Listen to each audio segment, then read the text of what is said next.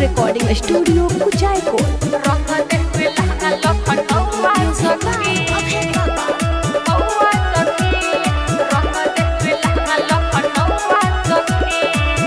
चढ़ते होली में कोलस मन मानी हमरा चोली में डाल के लस पानी। चढ़ते होली में कोलस मन मानी हमरा चोली में डाल के लस पानी। करे हमके परेशान लेला पंजवा में बांध, करे हमके परेशान लेला पंजवा में बांध। मन करे जैती गौवा सखी रहुए उ तो पौआ सखी, रंग देहवे लहंगा लखनऊआ सखी। पीके आइल रहुए उ तो पौआ सखी, रंग देहवे लहंगा लखनऊआ सखी।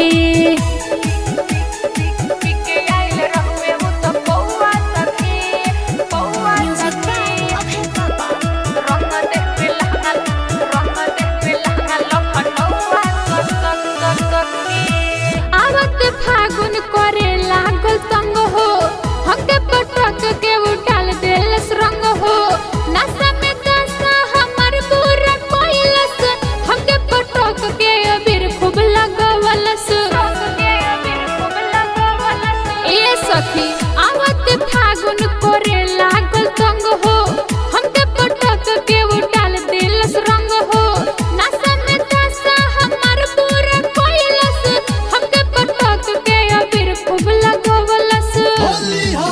तनको करे नाही सब रंगवा डाले हबर हबर, तनको करे नाही सब रंगवा डाले हबर हबर। लेके घूमे बनसौआ सखी, पीके आइल रहुए उ तो पौआ सखी, रंग देहवे लहंगा लखनऊआ सखी। पीके आइल रहुए उ तो पौआ सखी, रंग देहवे लहंगा लखनऊआ सखी। पीके आइल रहुए उ तो पौआ सखी, पौआ सखी। रंग देहवे लहंगा लखनऊआ सखी। राइटर मुकेश बुझे ना परेशानी, देवरा सनौर करे छेड़खानी।